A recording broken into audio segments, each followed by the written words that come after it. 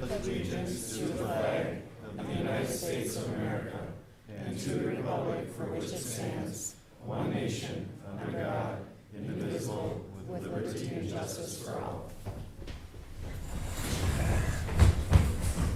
Next up is approval of agenda. Motion to approve. A motion to approve. Second. Aye. Aye. Aye. Next up is public input. Citizens' comments. Individuals may address the City Council about any item during the public input portion of the agenda.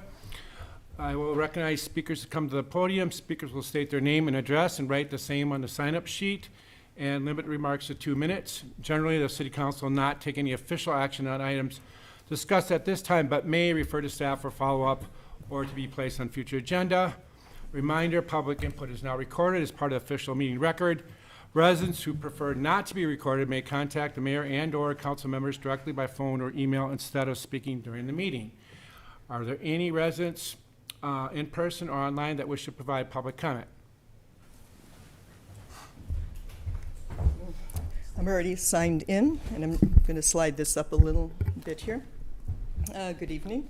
I'm Lisa Dow at 7611 Jamaica Avenue North, and I have written prepared statements to make sure I keep myself to 2 minutes because, as again, you know, I have a lot to say about this circumstance.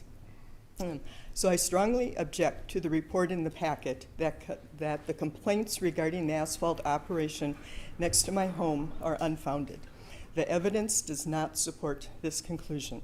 Photographs, videos, and other documentation show these impacts are real and demonstrate that the CUP is not effective in mitigating harmful impacts, especially having hours of 6 a.m. to 6 p.m. Monday through Friday, 7 a.m. to 5 p.m. on Sundays, right up against a private residence. This is not just unreasonable, it's inhumane. My household is woken nearly every weekday by noisy staging activity, exhaust, and not adhering always to CUP conditions.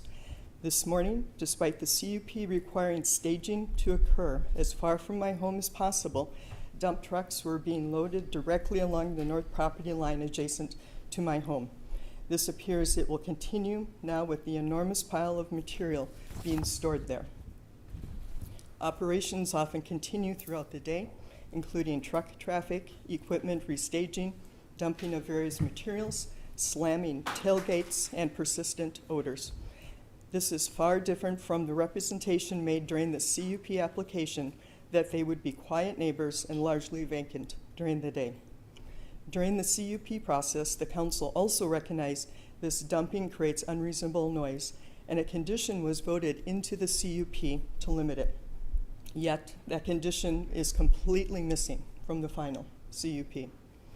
Living with these conditions day after day creates unrelenting stress and has affected my health, well-being, and ability to enjoy my own property. The CUP needs to be reevaluated because its conditions are not protecting the very interests the CUP process is intended to safeguard. I am asking for nothing more than what I believe any of you would want for your family: the ability to live peacefully in your own home, enjoy your property, and protect the quality of life we all expect and grant. Thank you. Thanks. Jeff Schaefer, 8688 Jamaica Avenue North. I would like to request that the council consider reestablishing the Planning Commission. Seeing the number of CUPs, variances, and that type of thing that's been coming forth recently, it would be a good thing to have the Planning Commission take care of a lot of that. And another thing the Planning Commission could do, which I think the city needs to have done, is have our Code of Ordinances updated. As far as I know, I don't believe the Code of Ordinances has been looked at in many, many years, maybe since inception. A few little minor ones here and there. And then the other thing about the Planning Commission, it introduces people from our community to our city government, and those people could be potential city council members. So there's multiple reasons to consider reestablishing the planning commission. Thanks. Thanks. Anyone else in person? I'll sign in here, Teresa Urbanek.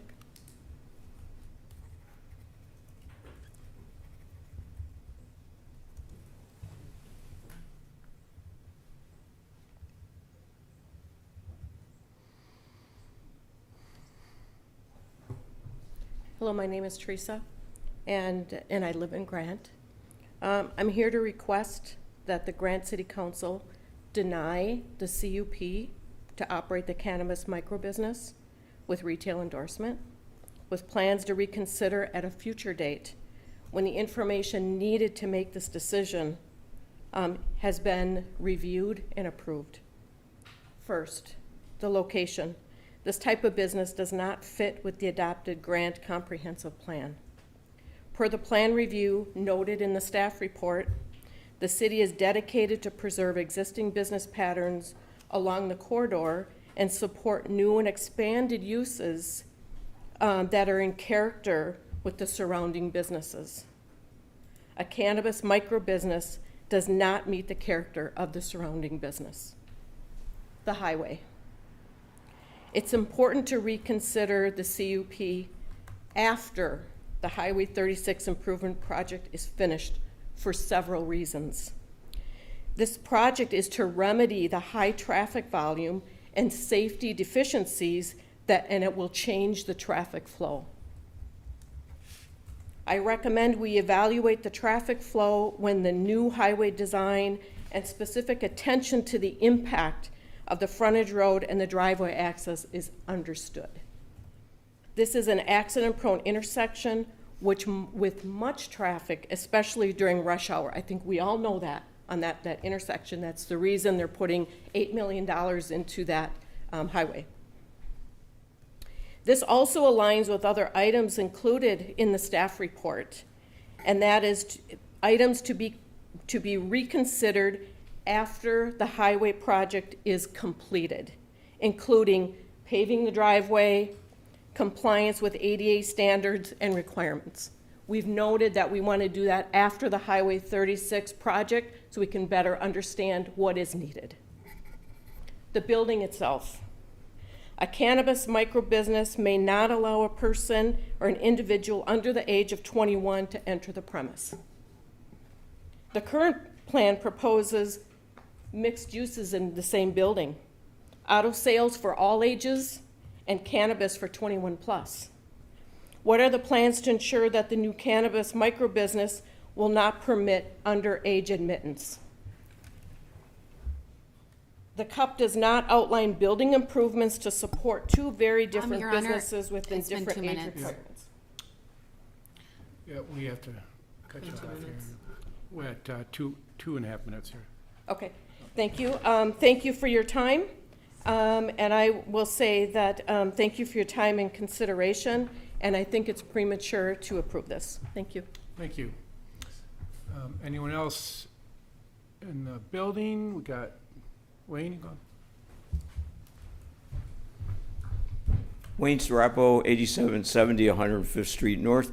Mayor, City Council, I would also like to reiterate what our friend Jeff has just stated about reinstating the Planning Commission. I think it would greatly aid you in your decisions. It would help take some pressure off Jennifer and assist her with her decision-making.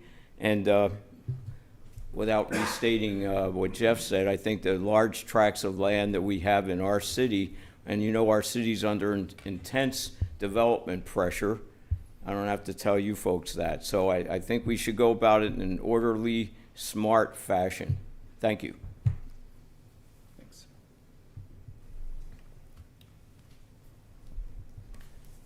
Anyone else?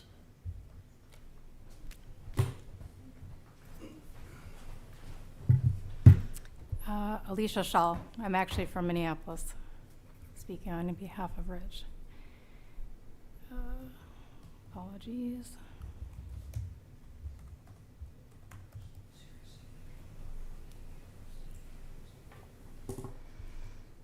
All Hi to the council. I'm Alicia Schall, so I actually am a Minneapolis resident, but I come on behalf of the cannabis dispensary.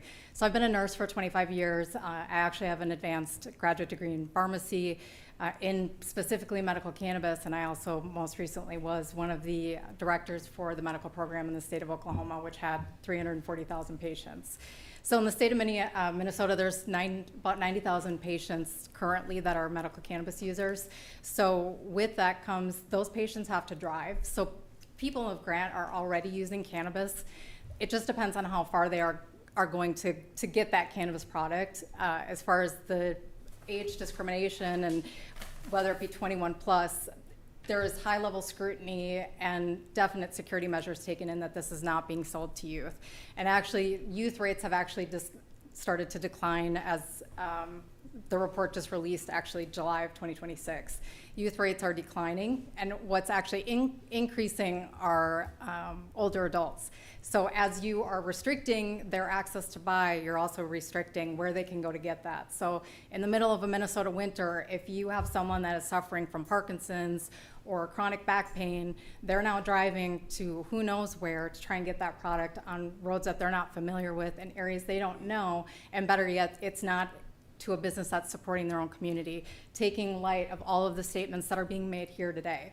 The goal is to actually work with the community, not work against the community, and support it in most any reputable dispensary. In addition to providing tested, reliable product, which is not going to be found without a dispensary. So I appreciate all your comments. Thank you. Anyone else in the building? Do we have anyone online? So wrong. Wow. Everybody's awake now, so that's good. Sound effects are. Okay, that was my bad. Technology, it's like I just started it. Okay, we do have somebody online, so if that person is interested in participating in the public comment form, would you please indicate? I think that looks like they're on their iPhone, so they may not be able to raise their hand. I believe it's *9, if my memory is correct, if that is something that they would like to do. *6. *6? I think it's *6. Yeah. *6 or *9. Give it a shot if you're interested. Nope. That's it. So they're there possibly for later. Thanks. All right, moving on to the consent agenda. We had a chance to look at the consent agenda, and can I get a motion? Move to approve the consent agenda.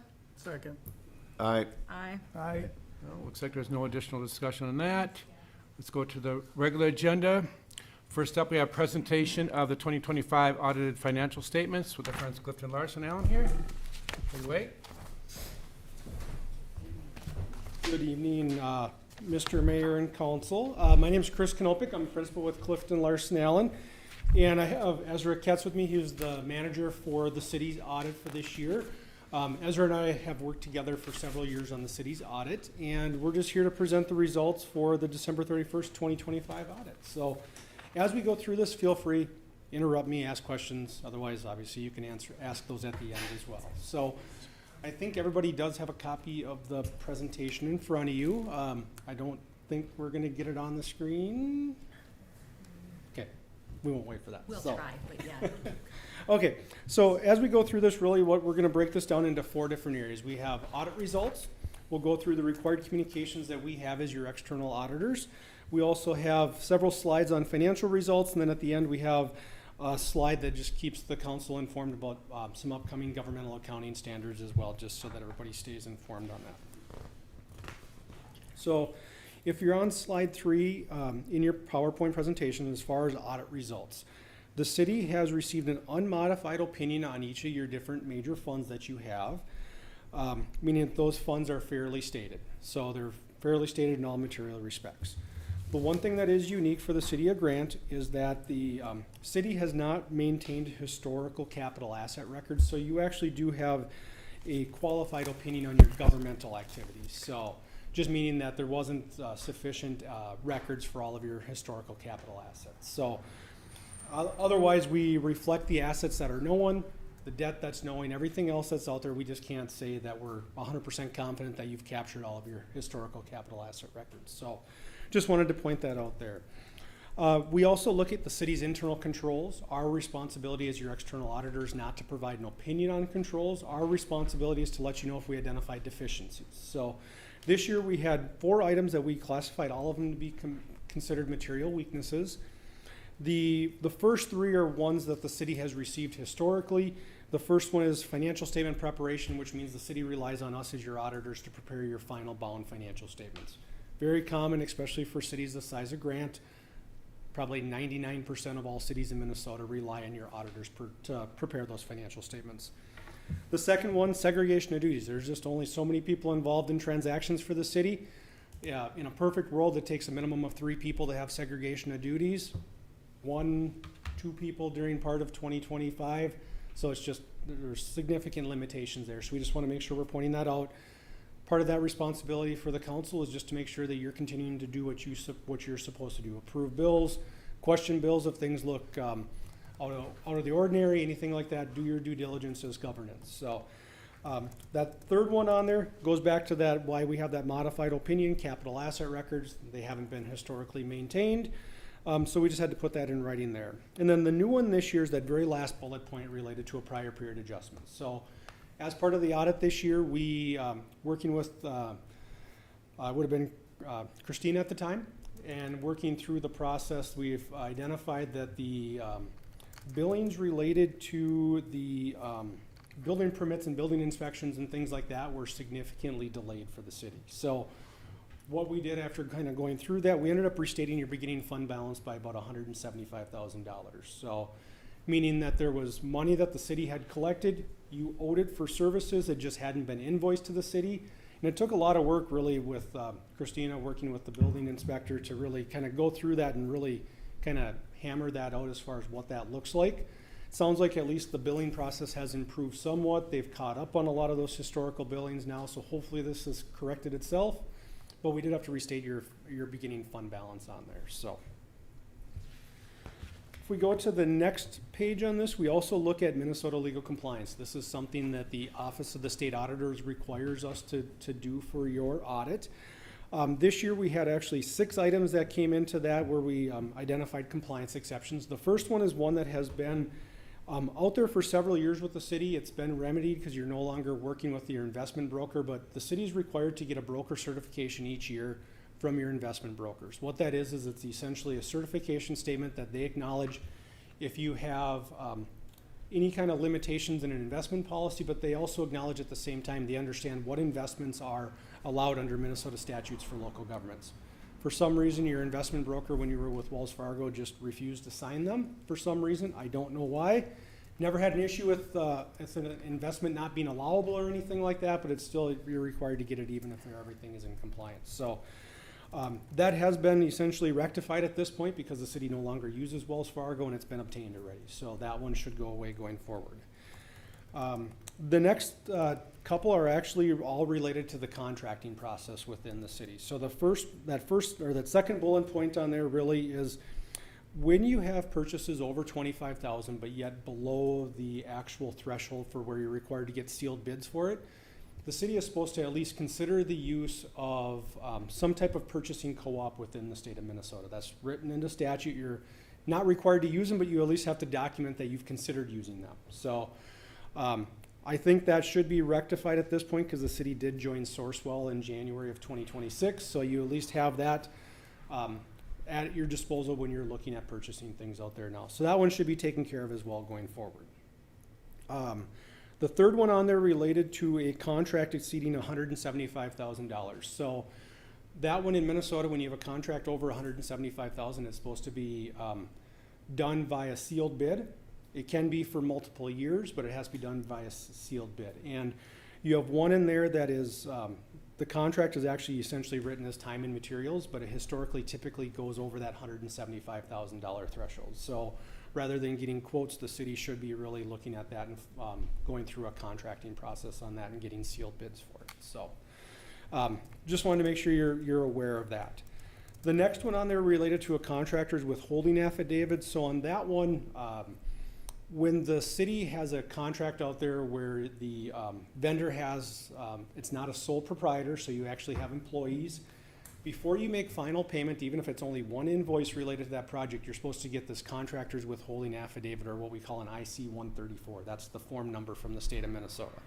That form essentially is the contractor providing it to the city saying, we have properly withheld and remitted all of the payroll taxes we're supposed to for our employees. So just make sure you get that before final payment's issued on contracts. So the last one, or the second to last one there, related to your electronic funds transfer. On an annual basis, the council is supposed to delegate authorization for electronic fund transfers. Typically, it can get built into that organizational meeting in January right away, where you approve newspapers and all of that type of stuff. It's just a delegation saying the city has the ability to do EFT transfers. EFT transfers, when you think about it, going to be any kind of withholdings, any kind of electronic payments if you're making payments for a utility bill or something like that. So not saying we had any issues with any of that, but just making sure that you're actually doing that annual delegation that's out there. And I think that has been done now in 26. So, and then the last one, this actually came about this year just with the transition of city staff last year coming into Christina this year. It was found out that the city had a petty cash fund. So according to statute, you're supposed to have an official custodian of that petty cash fund. So just making sure if you're going to continue to use it, make sure it actually has that official custodian on record for the city records. And then during that time, we also identified that there was some miscellaneous receipts in there and things like that that just hadn't been processed. So, it kind of goes, there's a whole different host of things that you just want to make sure that you're watching for in there, from if you're actually using that petty cash fund for just small miscellaneous purchases, stamps, you had to run to the hardware store for something like that. According to statute in Minnesota, all of those types of payments still have to come to the city council for approval yet, even if it's after the fact, because it's a use of petty cash. So just tightening up that process if the city's going to continue to use that or not. So just make sure that it's actually, you're following those state statutes regarding that. So, and then if we go to that last page, or that next page on here is page 5 in your presentation, really, along with that, really just that reminder that an audit provides reasonable, not absolute assurance as to your financial statements. Reasonable is because we use a risk-based audit approach. It's not possible and not feasible for us to audit 100% of your transactions. That's the only way you get what we consider absolute assurance, is you have to audit 100%. Not possible, so it's reasonable assurance there. There was no new accounting policies that had any impact on the city's audit or financial statements this year, so just wanted to point that out. And then we also have to let you know if we have any what we consider corrected or audit adjustments. The adjustments that we have on there really are some of the things that we've helped the city with in the past. So helping with any year-end accruals. This year we had that one related to the building inspections at the end of the year. Helping with any taxes and special assessment activity. We have to kind of clean up and record receivables, those types of things. And then the last one, which I think this is hopefully getting remedied now just with the city going on, when you were using both CTAS and QuickBooks, QuickBooks is not designed for government, so we always had what we called fund integrity that just caused a lot of back and forth, making sure the funds were getting, or the activity was getting reported in the correct fund. Going 100% to CTAS now, that should take care of that, but just wanted to point that out, that we still had some cleanup regarding that. So, and then ultimately we had no disagreements or difficulties with management as we performed the audit. So. Any questions on that? Otherwise, I'll turn it over to Ezra to go through some of the financial results. Okay. Thanks, Chris. So as Chris mentioned, I'm going to just go over some high-level financial results for the 2025 audit for the city. We're going to start with the government-wide financial results. So this is kind of big picture, full accrual financial statements. Just going to highlight a couple of things in here. So the cash investments, which you can see is our blue line there, did have an uptick from 2024. Cash and investments increased about $258,000. A good amount of that is going to be related to the excess of revenue over expenses in the current year. Expenses, those did decrease from 2024 by about $494,000. That is the result of a decrease in public safety and public work expenses, and I'll get into those as we kind of dive a little bit deeper here. And then expendable net position. So with the government-wide, you have your capital assets, your long-term assets, you have long-term debt, long-term liabilities. we basically are excluding those from the expendable net position piece because those are basically already locked in. So we're just looking at everything else expendable net position. That did increase about $127,000 from 24 to 25, and you can see that this is actually mirroring the cash balance as well. Pretty similar there. Moving on to the governmental funds. So now this is going to be your modified accrual statements. So we don't have long-term debt or capital assets, but this is what the city and most governments are using for budgetary purposes, budgetary comparisons, et cetera, because it's a current measurement focus. Fund balance is going to be that blue line there. Can see there was a small increase. I will say that is a little manipulated with the restatement that Chris talked about, just how that looks. It actually would have been a bit higher. It would have been closer to $218,000 if not for the restatement and how that flowed through the financial statements. Revenue increased $234,000, and that's really mainly due to two factors. Licenses and permit revenue increased about $131,000, and that was the result of building activity collections in the current year. And then intergovernmental revenue increased by about $109,000, and that was related to an increase in COVID aid that was recognized. The city had already received the COVID aid, but they hadn't recognized it as revenue yet. So this year there was about $150,000 that was, actually I think exactly $150,000 that was recognized as COVID aid. And I think there's about $245,000 remaining. Expenditures decreased by about $516,000 from the previous year, so that's that red line there. Public safety, as I mentioned, decreased about $278,000, and that was related to some of the building permit expenditures moving with the restatement, as well as just some more activity in the previous year. Public works decreased about $93,000 in capital outlay, which is a lot of times grouped in there. Decreased by about $200,000, so all told just under $300,000. And that's really related to just less street projects in 2025, the Knollwood project in 2024 kind of being the big driver of more activity in 24 compared to 25. Moving on, we're going to zoom in a little bit more into just the general fund specifically. So, and looking at budget to actual comparisons. So, with the general fund revenue first, I'll start with other, even though that's the rest of all the other categories are below. So starting with other, there was favorable variance of about $51,000 from budget to actual, and that was really the result of just an increase in franchise fees for cable and utility, more so than what was expected. Charges for services, you can see that's very consistent with budget, pretty much right on. Licenses and permits had a favorable variance of about $169,000, and that's really related to just additional building permits, right? That building activity over what was expected and budgeted for. Intergovernmental also had $132,000 favorable variance, and that's related to that COVID aid that was earned in the current year compared to what was budgeted for.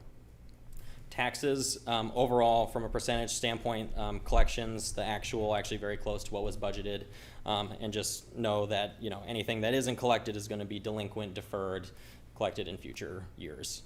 But overall, very close to that budget amount for revenue. Next, looking at general fund expenditures.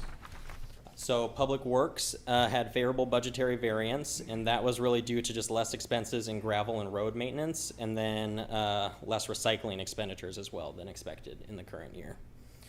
Public Safety, the actual did exceed budget for public safety by about $67,000, and that was related to unbudgeted COVID project expenditures. So you got the revenue over favorable there, and then the other side of it, the expenditures that was also not budgeted for public safety.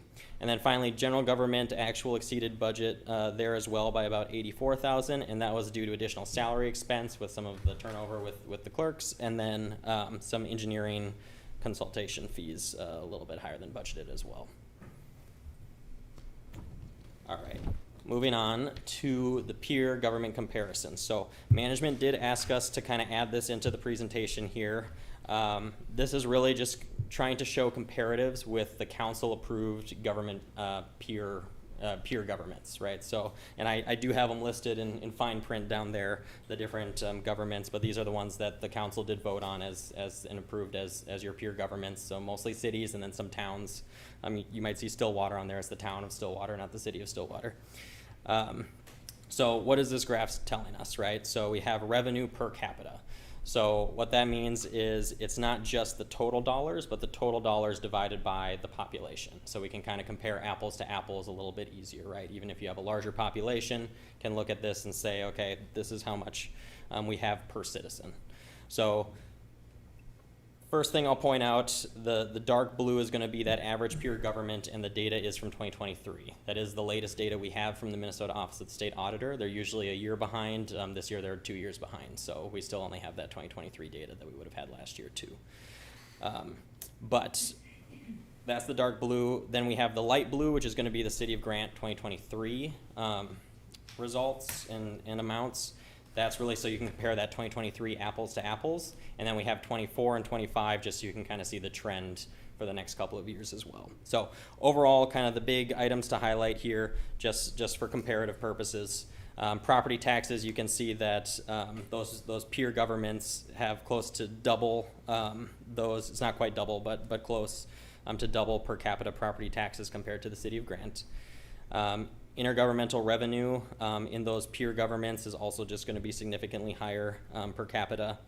And then Grant is slightly higher in both special assessments and licenses and permits, but overall it's pretty consistent and also on that per capita basis. I will say with higher revenues, we will see on the next slide here some higher expenditures as well with some of those peer governments, right?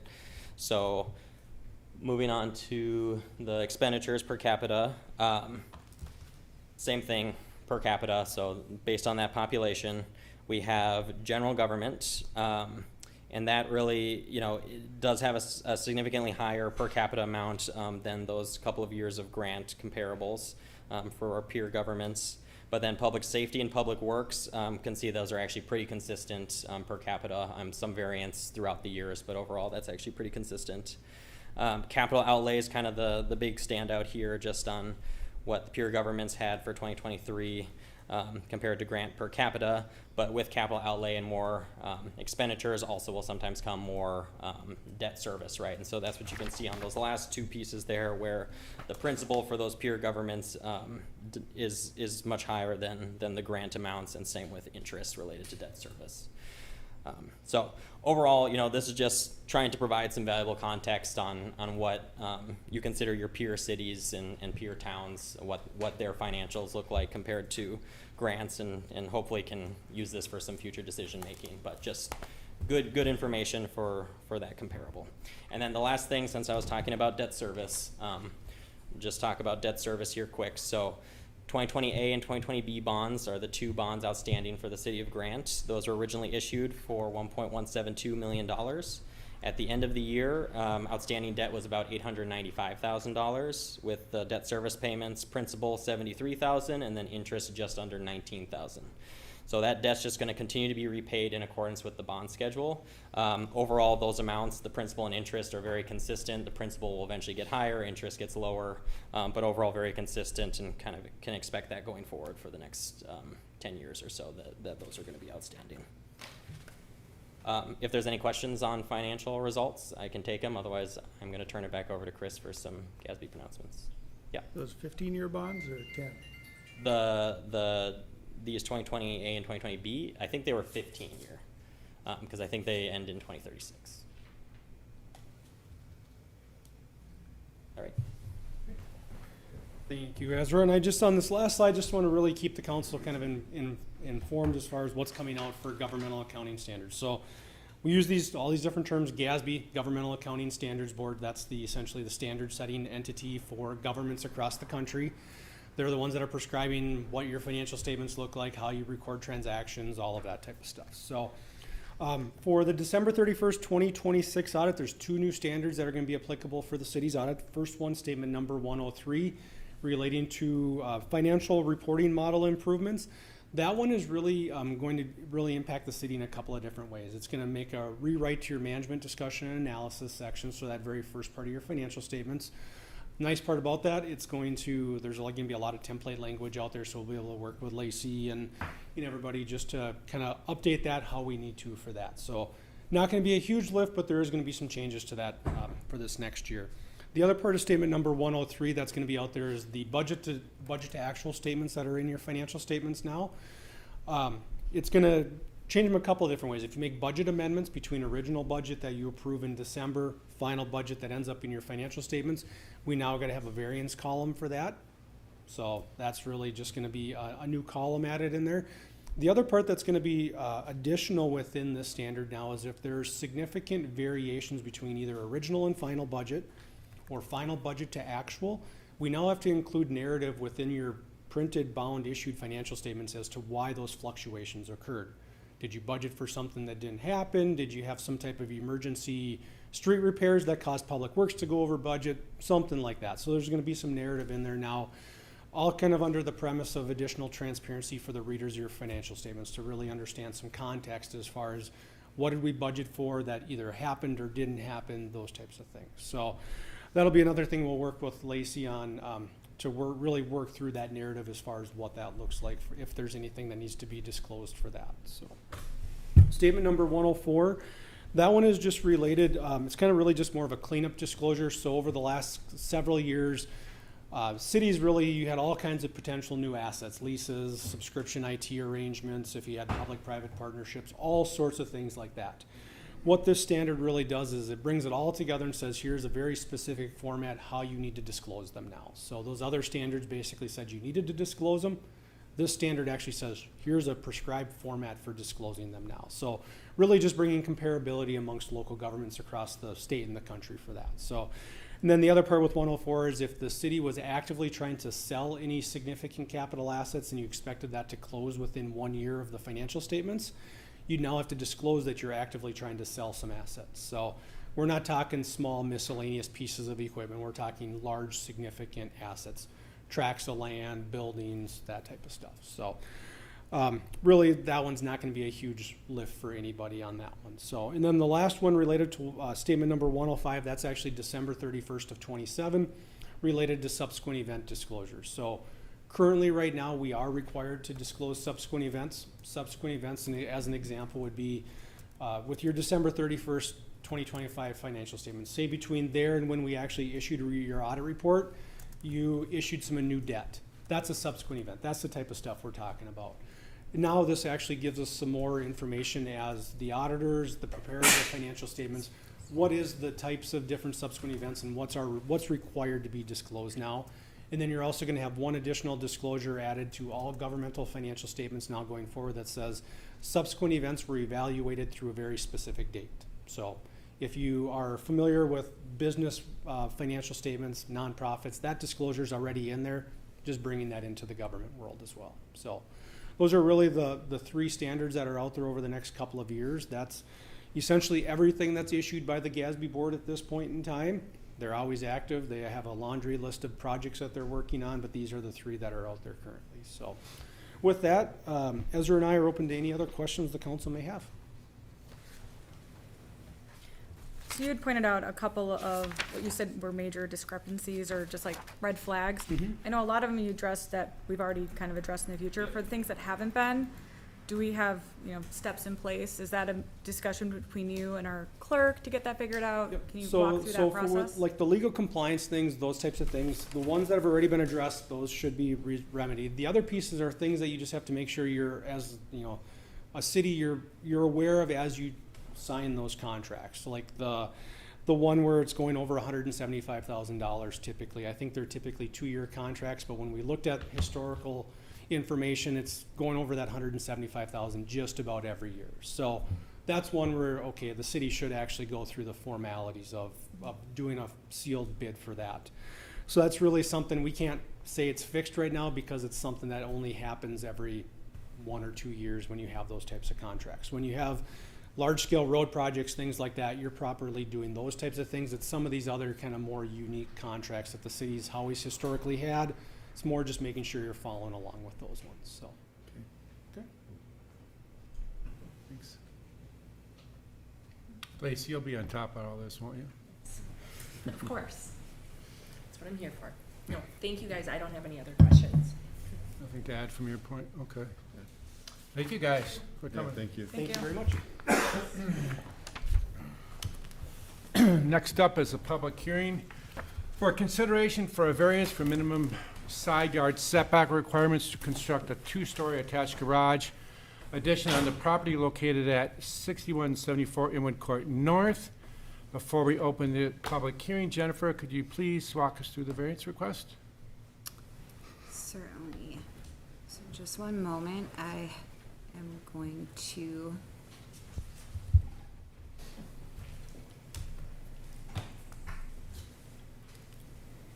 Well, I'm It's going my to. fault, because she had to help me with the last one. That's all right. We'll get there.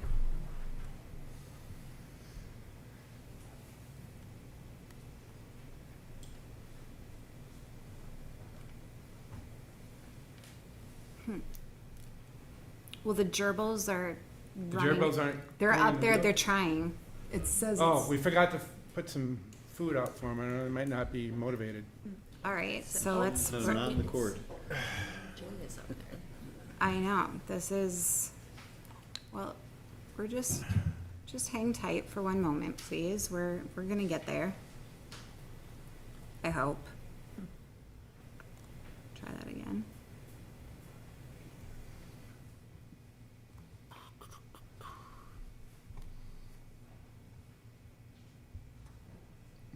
There we go. There we go. Wonderful.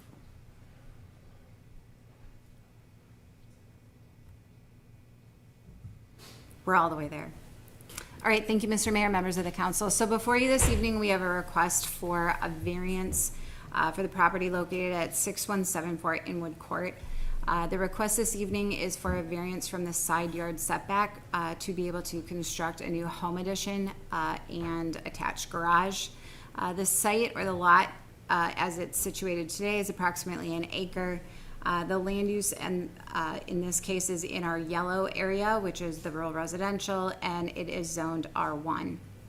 Yep. We did duly know. I think you gotta advance your, I'm just reading through. I'm not quite at the end. Oh, I'm okay. super close. I'll go faster, sorry. no. Duly I noticed thought you were public talking hearing about, August I 4th. thought you were talking about the next slide, sorry. No, Okay, now So- you are. now I am, but I'll speed up. Okay, so the applicants, again, are requesting that variance. The variance is actually on the north side, so that is the side yard that they are looking to provide or put the addition onto. The existing detached garage, which you can see in this aerial, is essentially northwest of the principal structure. If you can see my cursor, it is right here. That existing detached garage is set back approximately 5 feet from the side yard lot line and would be considered essentially a legally non-conforming structure at this stage. And the home is set back approximately 30 feet from the north property line of the side yard and does comply with our current setback ordinances. So moving to the next slide, we've got the certificate of survey. They have drawn out on here essentially where they're proposing to place the addition. You can see my cursor because I know that this is a little bit difficult to see, although I zoom up on it on the next slide. But essentially, we are looking at attaching it on the north side of the principal structure and in front of the detached garage. So as it stands, the proposal is to keep the detached garage in place and to put the addition in front of the detached garage, but closer to that side yard. So you can see on this slide, we highlighted it. This is our own depiction just to kind of emphasize so it was easier for you all to see and for the members of the public. What they're looking at is essentially a 2-story addition that is in the pink area. Again, it would sit in front of the existing detached garage and be connected to the existing home. Here are the front elevations, once again, to help from a color coding perspective. The pink area is that area that is the new addition on the bottom. The top elevation is how the property is viewed today, although, of course, keep in mind that that detached garage is set back and behind the principal structure, but is obviously located closer to that north property line. Once again, the pink areas, this is the floor plan that is proposed. So on the main floor is a attached 2-car garage. On the upper floors are expanded living space. So in this case, we're looking at, it's a home addition and a garage. So obviously in our code, The garage portion oftentimes is considered an accessory building or accessory structure.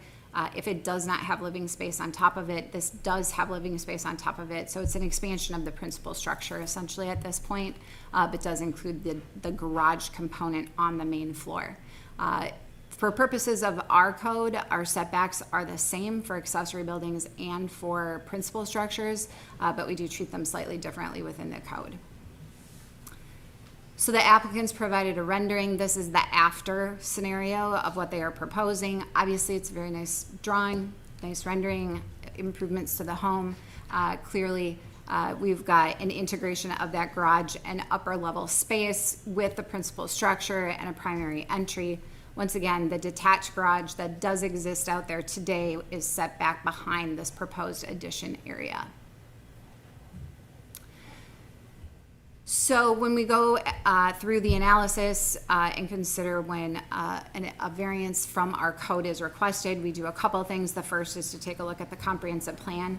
The comp plan does establish, obviously, rural residential uses, has very specific standards with respect to our rural residential areas. And we do have goals that are supportive of basically improvements or expansions of the existing housing stock to maintain it. So in many ways, what they are proposing is consistent with what our comprehensive plan says in terms of maintaining our housing stock and making sure that we're maintaining that single-family residential development pattern.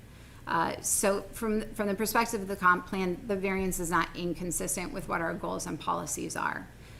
Then we jump into the city code. City code section 32-6 has some special provisions with respect to undersized lots.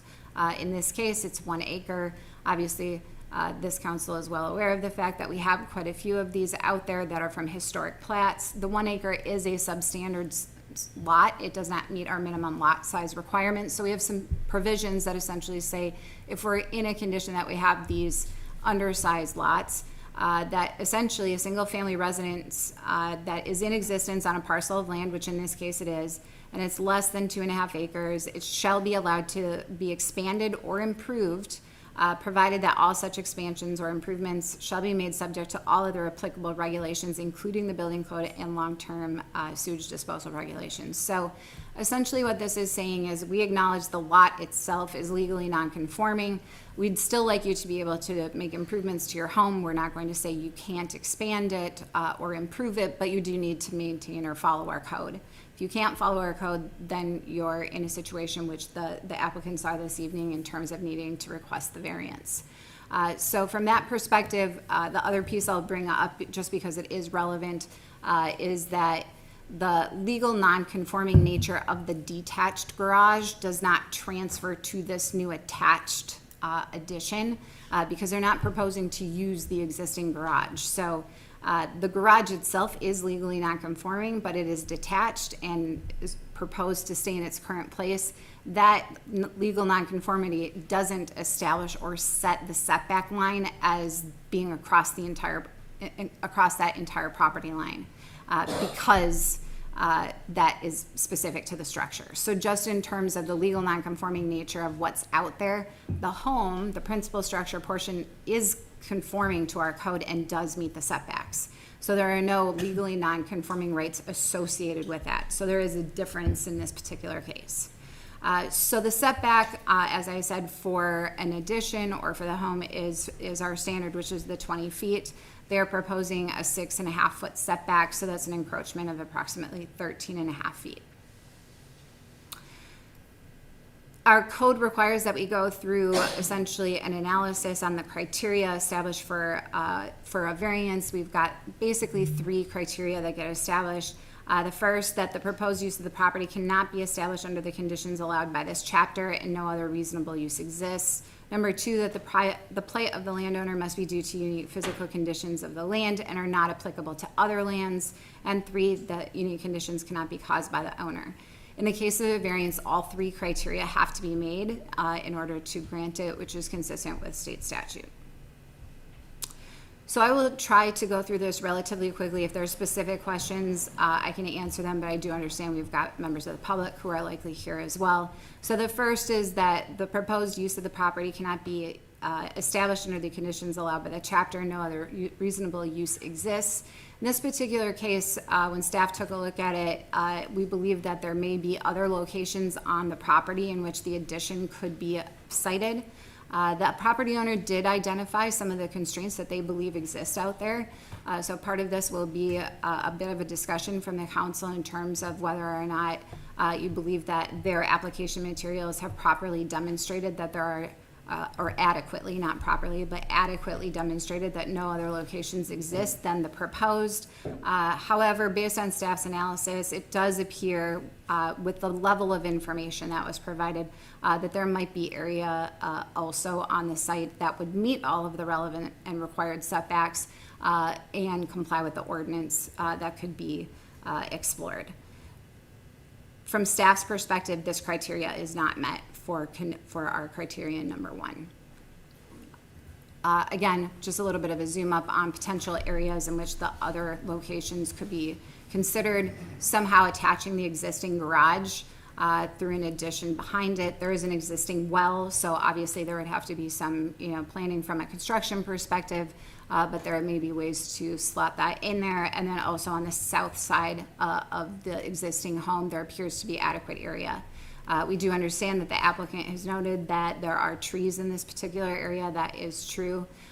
There would be some tree removal. However, what was presented or submitted didn't identify how many trees, of what quality, how old said trees were, et cetera. So, and we also do permit the removal of trees in our city code if you are proposing some kind of home addition or improvement. Number 2, the plight of the landowner must be due to unique physical conditions of the land, not applicable to other lands. So as noted, the applicant identifies trees, some topography, the drain field area, and the well as being the conditions that are establishing why the addition needs to be placed in the location that it does. While these are conditions that exist, they're not necessarily unique to the property insofar as there do appear to be areas also in which additional building could occur that would meet the setbacks. Many of the surrounding properties are developed under a very similar condition and have the 1 acre or right around that 1 acre lot size and have placed improvements over the years on them. Yes, it's a little bit constrained and sometimes you have to get creative, but we do have that condition that exists in other areas. So from staff's perspective, based on the information that was provided, we do not believe that this criteria is met. Number 3, the unique conditions cannot be caused by the owner. In this case, the small lot size was clearly not caused by the owner. This was platted some time ago, back in the 1960s. Likewise, the home, which you can see in this aerial from 1964, was constructed quite close, obviously, to that northerly property line. So there are some unique circumstances in terms of how the lot got created, how the house then or principal structure got sited, et cetera. So there are some aspects of this that certainly are unique to the specific property or lot. So from staff's perspective, this criteria would be met. The city engineer briefly looked at this. There were no specific comments at this time. We did not have full engineering plans. Obviously, if this variance were to be approved, those would likely make its way into the conditions of the approval that the grading plans, et cetera, would need to be provided and reviewed by the city engineer prior to a building permit being issued. Likewise, if this were to be approved, other agencies, including the watershed district, may have some permitting requirements, which would also make its way into a condition of approval moving forward. So as it stands, based on the information that was provided, staff is recommending denial this evening based on the findings that were provided in your staff report. Obviously, if there's any questions specifically about more details, I'm happy to answer those. But again, I know we've got several members of the public here who might be interested in sharing as well. So with that, Mr. Mayor, happy to answer any questions. Yeah, you guys can ask any questions now, and we can also ask more after the, so if you got any questions that are burning a hole in you right now, you can. Good. Okay. With that, I would, well, before I open the public hearing, just a quick reminder that the purpose of the public hearing is so members of the public can express their thoughts and concerns. The council does not answer questions, deliberate, or discuss matters during the actual public hearing. So with that, I'll entertain a motion. I'll move to open the public hearing. I'll second. Aye. All right, if anyone would wish to speak, please remember to sign in with your name and address so the clerk can properly record the minutes. Is there anyone that would like to speak? I'm already signed in, Brett Ct. I'm the owner of the property 6174 Inwood Court North. Good evening, Mayor and council members. Thank you for taking the time to consider our request this evening. My name is Brett Chimpy, as I said. Unfortunately, my wife, Emily, and children are not able to join us tonight because my son is under the weather. I'd first like to thank city staff for the time and effort they put into reviewing our application. Approximately 2 years ago, after learning that staff intended to recommend denial of our original application, we chose to withdraw it and reevaluate the project rather than continue through the process. During that time, we explored the alternative locations that had been suggested, reduced the size of the addition, increased the setback from the north property line by approximately 2 feet, and returned with a revised proposal. After reading the staff report, I believe there is one central question before you tonight. It isn't whether another location is physically possible, it is whether another location is truly the most reasonable alternative. Over the last 2 years, we evaluated the suggested locations as complete home additions, not just where a garage would fit, but how each option would function while minimizing the overall impact to our property. The south side alternative would require significant grading because of an existing slope, construction adjacent to a septic system and over the main septic line, removal of mature, healthy trees, and substantial changes to the interior layout of our home, including relocating the entrance to the opposite side of the house where there is currently a bedroom and a bathroom. The west side alternative would require building around an existing well, eliminate our existing patio and outdoor living space, and still leave us relying on a detached garage that is legally non-conforming. While the staff report suggests expanding or improving that garage, respectfully, we do not believe that it is a responsible long-term solution to invest in a structure that could not be rebuilt in its current location under today's setback requirements if there was substantially damaged or destroyed by fire or other natural causes. We believe creating a permanent attached garage is a more practical and sustainable solution. It wasn't any one of these impacts that led us back to the north side, it was a combination of all of them. Our proposal preserves the septic area, minimizes grading, preserves mature trees, maintains our existing outdoor living space, and is actually located further from the property line than our existing detached garage, which has existed there for decades. Our immediate neighbors, the property owners most directly affected by this project, expressed their support and are here tonight, along with other supporting neighbors. When we withdrew our application, we committed to returning only after seriously evaluating every alternative that had been suggested. We did that. We respectfully ask that you consider not only whether another location is possible, but whether it is the most reasonable alternative when all of the property's physical constraints are considered together. We respectfully ask for your approval. Thank you for your time and consideration.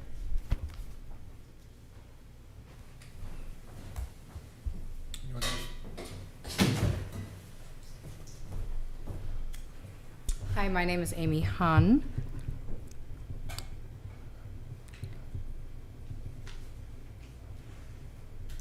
I live on the north side of this property. Did you guys get my letter? Yeah. Okay. So I don't need to reiterate all that. I just do want to let you know that we fully support a garage being there. I don't believe, if you guys could see by the pictures, it is not going to affect our home, the use of our property, our view. It really doesn't impact us at all. We fully support the decisions and the setbacks that they have considered with that garage having to be attached to that side. And as you read in the letter, we personally experienced that same thing. I know things can change. We got the approval from our neighbors next door, kind of the same situation. Our houses, all three of those are set right on the north side of the property, leaving so much space for, on the other side. It's not we don't use it. I just would ask that you guys approve this. I think it would be a great addition to our neighborhood with the way that they constructed it and the visual that he showed us. I just think that it would be a beautiful addition to the city of Grant and to our neighborhood. Thank you, Amy.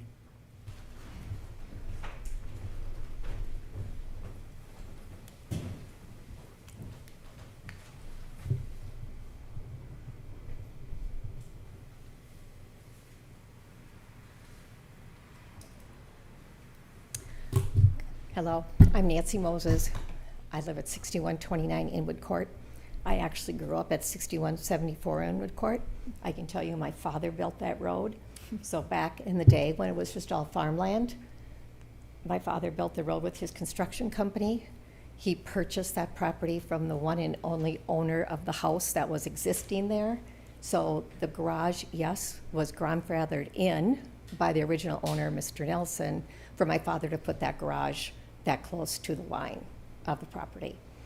Anyway, I just wanted to state that I don't see this inhibiting anybody but the Huns who have given them their blessing to go ahead and do this. I live across the street from them. I think it would be a beautiful asset to our neighborhood. I'm not quite sure why the city would ask them to have this horrendous extra expense to go on the south side for removal of trees, removal of possibly a septic tank, when the area on the north side already has a driveway, already has accessibility into the home. Why would the city of Grant not let them go ahead and make this addition and not have all this extra expense? So I guess that's where I'm really puzzled tonight, as to why you would propose that when the Huns are giving their blessing on this, the neighborhood is all for it, to have this extra expense on this young family that wants to only make their home more livable, extra space, more beautiful really than what it is right now, for that extra expense for them to have to endure when it's not really necessary, is it? I'm not sure. But anyway, thank you for your time.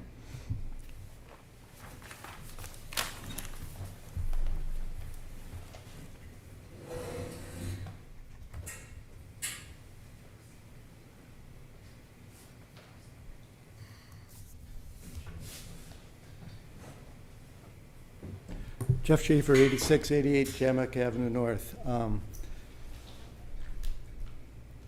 I don't know the applicant, but what we have in common, besides being residents of Grant, I also live on a legally non-conforming lot. Grant has a lot of legally non-conforming lots, not only in this neighborhood. You look at Indian Hills, Sunnybrook Lake, most likely Woodland Acres, and in my neighborhood I have 12, I'm one of 12 homes, and we're almost all legally non-conforming. So I think the city needs to have a little bit of, put forth a little bit of leeway, some logic, and some common sense on these kind of situations.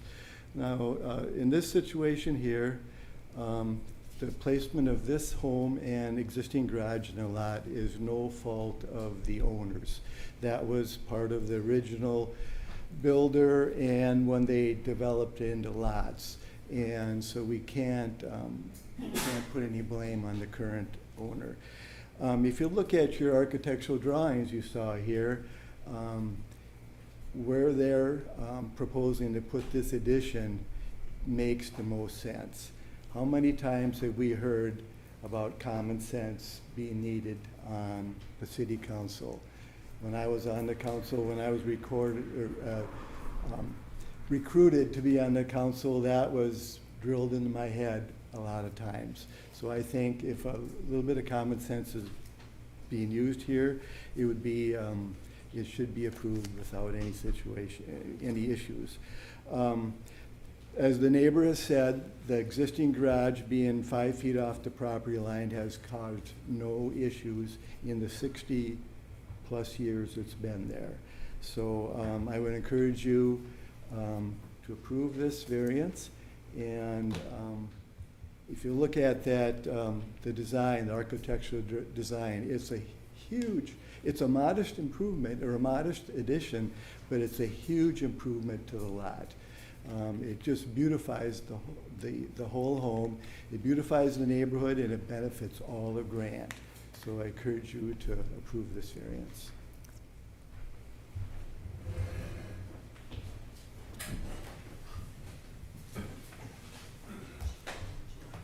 Good evening. My name is Colleen McGuire Alice, and I live directly across from Brent and the proposed improvement on his property at we live at 6161 Inwood Court North. And I would hope that you would approve this. When we look out our window, we see their house directly in front of us. The options that you came up with hooking around the back or putting it on the south side, removal of a lot of mature trees, that's my view. Right now where their driveway comes out, it's kind of staggered between my neighbor's driveway and my driveway. Where you're saying to put it on the south side, we'd have two driveways butting up. We have multiple cars at our house. They're gonna have multiple cars at their house. They have several children plus 2 adults. It would lead to the congestion in and out of the street at any given time. And I'd much rather look at the rendered architectural drawing that they came up with the garage on the north side, using the existing grade of the house, foregoing having to spend more money on a new well, excavator on the septic system, take away more trees. So I would hope that you could approve this variance for this nice family. Thank you.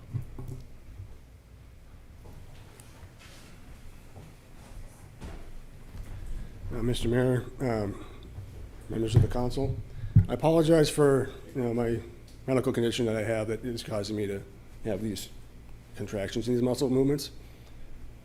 It's just something I have to live with, and it's just unfortunate timing that it's kind of flaring up right now. No worries. I apologize that to the public here that it's not, it's a distraction. I know that, and if it wasn't for the importance of, I got this, the importance of what I have to say about Mr. Lillard and his ability to operate the cannabis dispensary. It's we're not in the cannabis public hearing right now, so okay. If you could wait when we open that. This is related to the variance request for the. Okay, my mistake. And yep, that's okay. That's okay. I would ask that this is, it kind of varies for me, but if I could have the opportunity to speak as soon as possible on it. Thank you. All right. Anybody else on this public hearing wish to speak? Okay. Motion to close public. I'll make a motion to close the public. Second? All right. Aye. Aye. Okay. All right, council discussion. Who would like to start? Looking at me? Well, when I was on the planning commission, I always took a dim view of variances, but I think after our discussion on different lots, and the garage is already so close, and I know Jennifer said that doesn't mean we can put the next one that close. The fact that the neighborhood's supportive, moving stuff to the other side of the lot, impacting this small lot, in my opinion, isn't warranted. I'd support this request. Yeah, I feel the same. I think what we've learned today, we have some more information about the trees. It sounds like they're mature. That would impact other people's views. We want to make sure that we're looking at this holistically, not only into this one house, but the entire neighborhood. And so hearing that, it does sound like where they've currently placed it is the situation where it would be the only really place that reasonably exists, given the fact we look at it, back up to the entire neighborhood and not just this one lot. Ben? I'm just reiterating what they're saying, and then, looking at even the structure of the house, they didn't build the house, and that would be very prohibitive to try to rearrange everything, so I feel the same. I can ask Jennifer. So the existing garage is, 5.5 feet from the? Correct. And they're looking to do Approximately. And it's going to be the same 5.5 feet for the attached garage? No, they've moved it about a foot further It'll be 6.5 south. feet. Correct. Okay. All right, thanks. Thoughts on, any thoughts to share on, or any other? Like I said, you guys said it, it doesn't make sense to, I know Jennifer does a fantastic job every time she analyzes this, and just sometimes it's, I don't know, 6.5 feet, 5.5 feet. It's can't do much about it, and I know that People change houses. You know, this will be there forever, pretty much, whether the neighbors are there or not. So just got to think about all these things. That's what I'm Okay. thinking about. No, you're right. Jennifer does a good job, and her job is to be objective. She doesn't use the common sense filter. She just gives us the facts and her interpretation of the conditions as they apply to this particular variance. And initially, I was like a little bit on the fence, given that, you know, 2 of the 3 conditions weren't really met, but given the input from the community here, I think this would be a good opportunity to listen to folks and grant the variance. So, All right, I move to grant the variance. Second. roll call vote. Councilmember Anderson. Aye. Councilmember Cremona. Aye. Councilmember Rogg. Aye. Councilmember Cornett. All right. And Mayor Giefer. Aye. Thank you. So, Mr. Mayor, members of the council, just to let you know, the resolution will be on your next consent agenda to reflect the discussion for your findings with respect to granting the variance. Yep. All right. Thanks, Jennifer.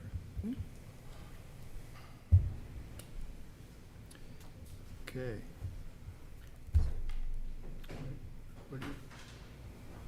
Where are we? You write some notes on? You can go ahead. Okay. Next up is continuation of the consideration of the conditional use permit amendment to construct a synthetic turf field, install new lighting for the school athletic fields located at 8075th Street North.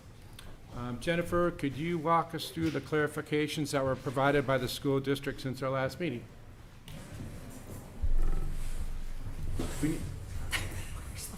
Do we need to take a 30-second break? They're trying to talk behind me. So I'm gonna go ahead and try to share my screen, so hold on just one moment. Since last time this was a little bit of a game.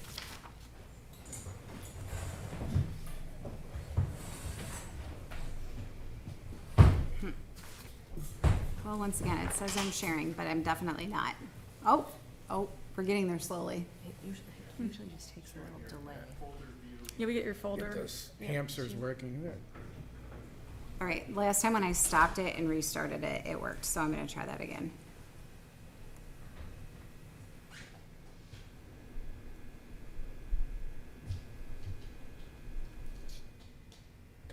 There we go.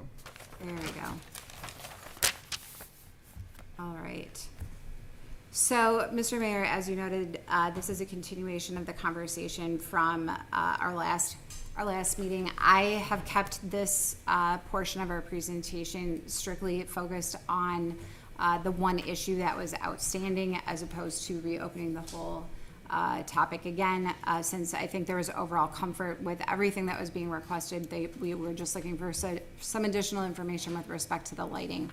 So once again, the application this evening is for an amendment to the conditional use permit that exists for the school, for the athletic fields.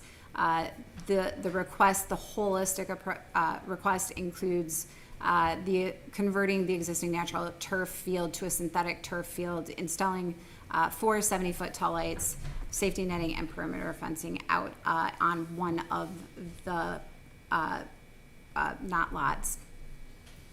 Fields. There we go. I'm like, I knew I'd get there. Out there. So again, you considered this request at our last meeting. We did have a public hearing. It was opened and it was closed. So once again, we don't actually need to open or continue the public hearing this evening. We did close it on the 7th. You did table the request and ask for some additional information with respect to the lighting that was proposed, since what was proposed was a 70-foot tall for fixtures surrounding the field. So I'd like to say, first of all, that I really appreciate the work that the applicant did to help clarify and answer the questions. The information and the materials that were provided, I think, were extremely helpful in informing what different heights actually look like and what what we are considering this evening. So this first graphic is actually, which I know is a little bit hard up there, but in your packets, basically the top is a 70-foot light fixture, the middle is a 55-foot tall light fixture, and the bottom is a 45-foot.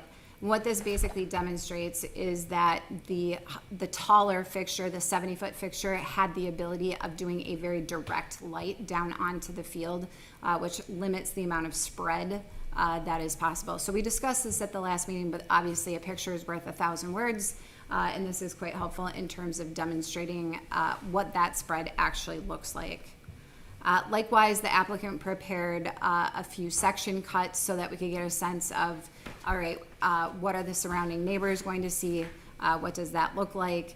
And so we took a look at what is on the gateway side, and then what are those properties on the north, and what would that visual impact be? And they did essentially a series of section cuts to demonstrate what that would look like. So the first is the 70-foot tall, and they placed the structures on either end of where those section cuts are on the site to give you a sense of, if you're in the homes that are actually adjacent, will they be able to see the top of the fixture or the fixture light potentially, depending on what the height is. And then also obviously considering the fact that there are trees and grade changes that occur depending on what's happening at those section cuts. So this one is with respect to the 70-foot tall. You can see here that actually the homes are likely to see the top of those fixtures in pretty much all cases, from the north and from the south. But again, if you look back at the previous graphic that shows what that light fixture at 70-foot tall looks like, it really is able to be directly pointed downwards as a result of the height being taller. So the fixture itself will be visible. The light spread itself will likely be the least compared to the 55 or the 45 foot, based on the graphics that were provided. So here's a heat map that shows at 70 feet where the light spread occurs. You can see red is the hot, for lack of a better way of saying it. Green is where it cools or where you can't see it anymore. So this demonstrates the very direct light impact that occurs. Here is the 55 foot. You're getting slightly lower at this point. Some of the trees will start to actually block the light fixture itself. If you recall from the first graphic, there will be some visible light because the fixture itself is not as hooded or downcast in this particular case. But some of the homes, et cetera, depending on the height of those trees, would still be able to see the tops of those fixtures. Here's the heat map. On this one, again, the yellow spreads slightly more. This is actually pretty comparable, I would say, to the 70 foot in many respects, but there is a little bit more spread that occurs with the yellow before it gets to the green. The 70 and the 55 obviously have the most basically direct light onto that field, as opposed to when we get to the 45 foot. In the 45 foot, the trees are starting to then block in combination with that topography. But what does end up happening is, and I'm just going to go straight to it, the heat map demonstrates we have a lot more spread because the lights aren't able to do that down hooded fixture type to the same magnitude. So essentially that summarizes the different heights, gives you a sense of what we're looking at. One of the key questions I think for the council this evening is, obviously I think from the graphics that are provided, the 70 foot does have the most direct light source, can be hooded to the greatest degree, but the fixture itself will be visible, and if that's a problem or not. In the case of dark sky, it seems not to be, if that is our main goal and our impetus for having said policy, and obviously the shorter the fixture gets, the bigger the spread. Obviously, the 45 foot would have the potential of being shielded by some of that vegetation, but the spread is much more significant. So you're really relying on that vegetation to do the heavy lift, and if trees die or don't get maintained, et cetera, could have an impact. So with that, I would toss it back over to you, Mr. Mayor. Obviously, staff has prepared a resolution of approval for the amended conditional use permit for the whole project. The findings and the analysis that are in the staff report are for the 70 foot tall. Unless you suggest otherwise this evening, but that is the way that it's drafted. And the draft condition with the amended conditions are provided as well. One other note in the conditions, and I believe it was also in their narrative, there was reference to the fact that essentially everything is turned off at 10 o'clock, 10 p.m. However they choose to manage and monitor that is on them, but 10 p.m. is the cutoff, which is consistent with the other lighting out at the school complex. And that is included in your conditions. So with that, I'm happy to answer any questions you might have. Ben, you got your hand up? Just condition number 19 and condition number 22 just seem to kind of work against each other. One says 5 to midnight, the other one says till 10. I don't know, it's a point of issue. So I was just curious which one has precedence. Just give me one moment. I have to open the actual draft conditional use permit so I can track along with you. Yep.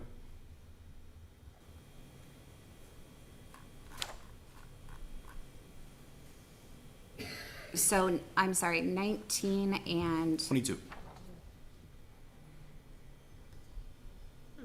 so those are specific, these are actually from the old conditional use permit. Oh, okay. And they still remain, but those are specific to the ice arena, actually. And, yeah.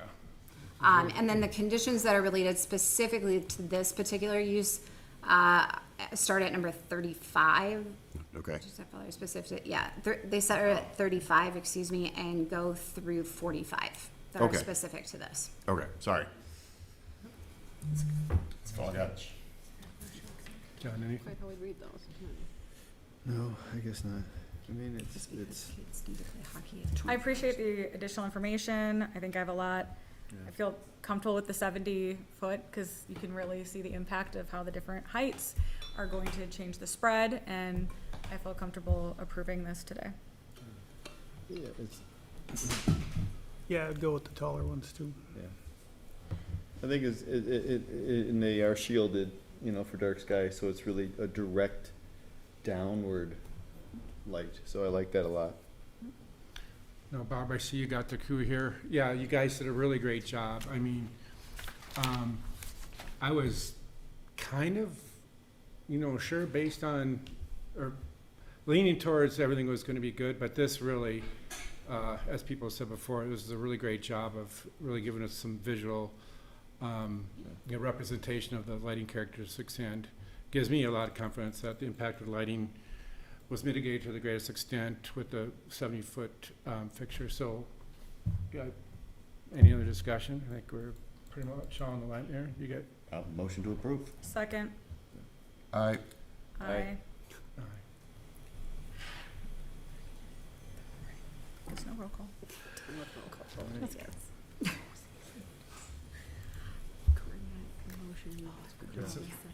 What's the whispering over there, guys? No, we're good.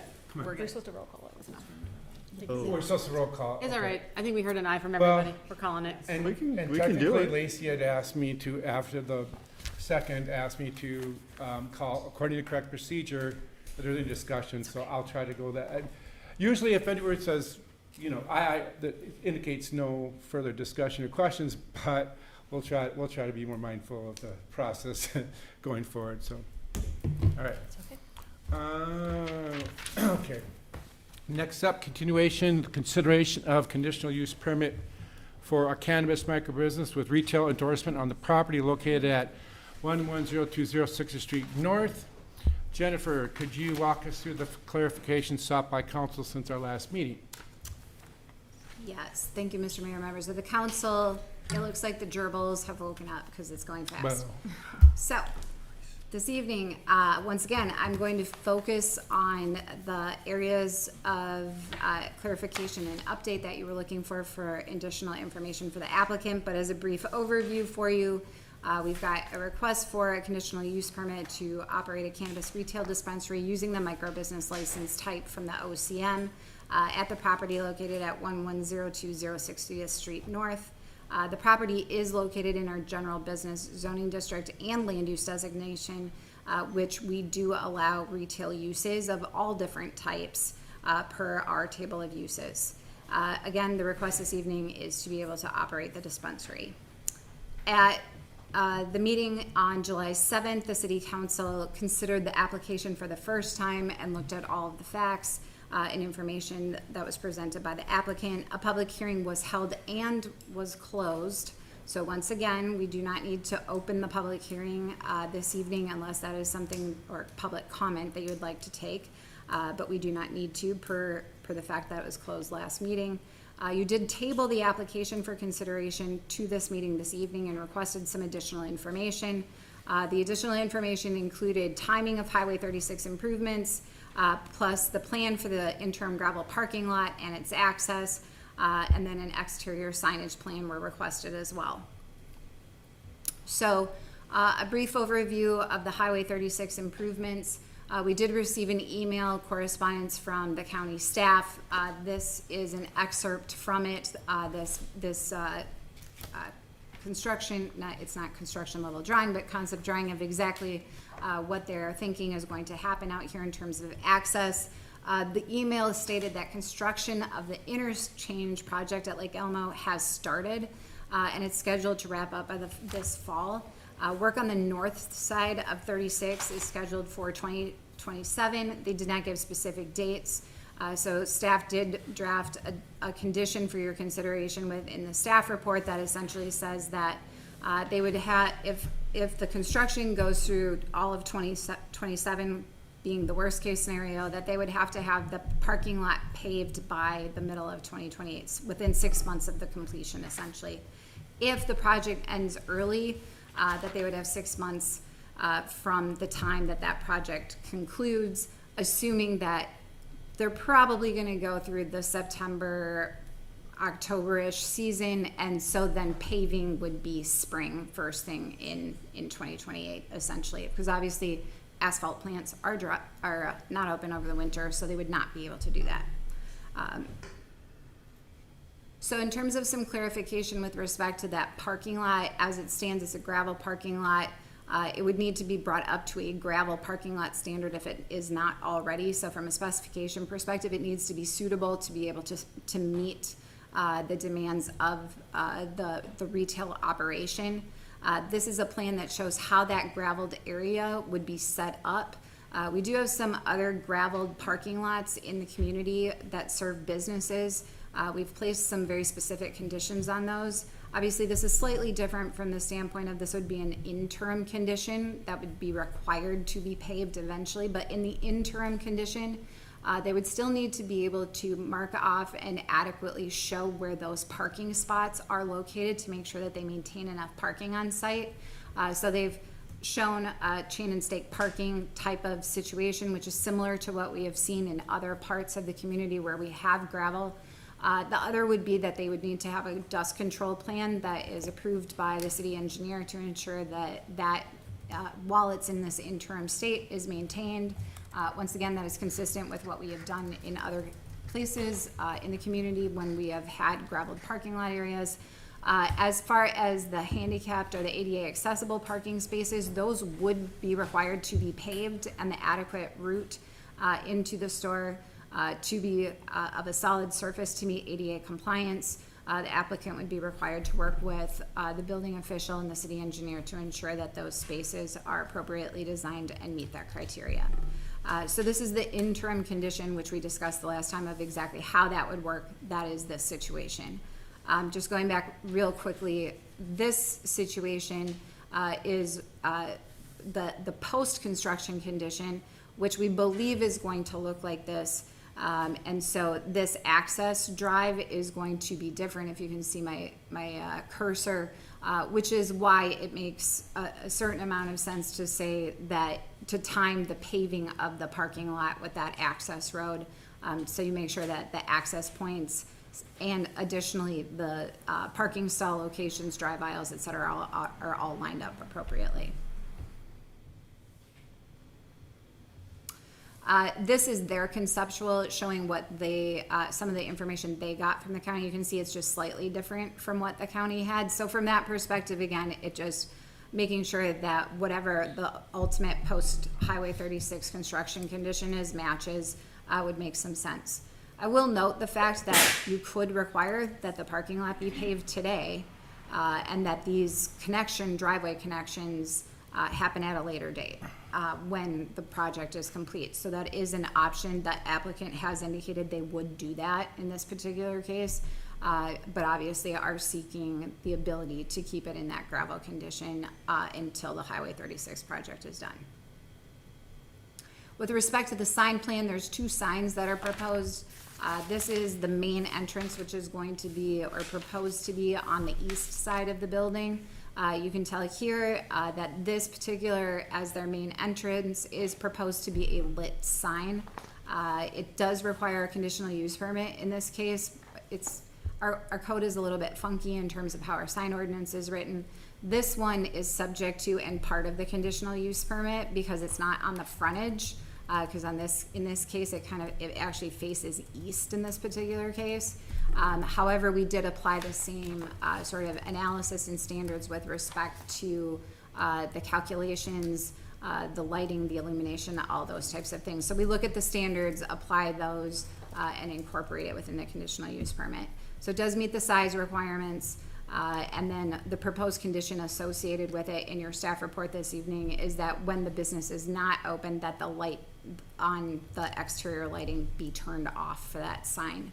The applicant has indicated to me that he would prefer to not have that condition placed in there, so I offer that to you as part of your discussion.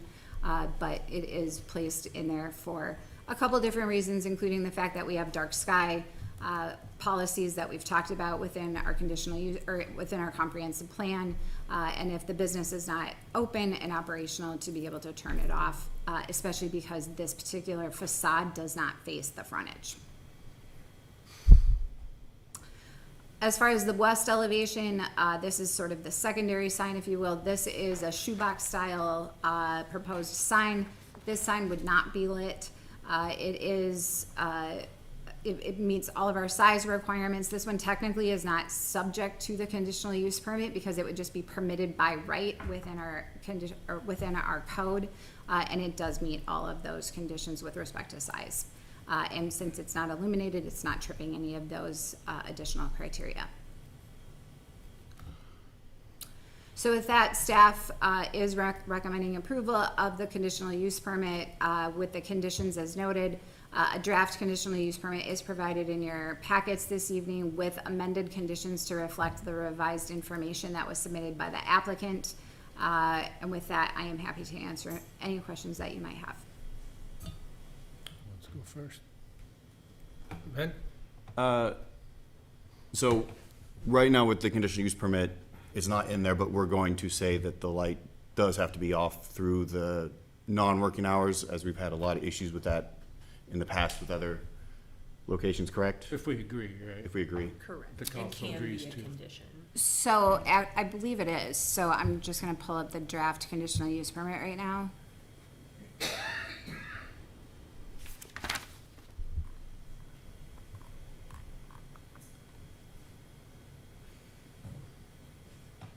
Yeah, number 9.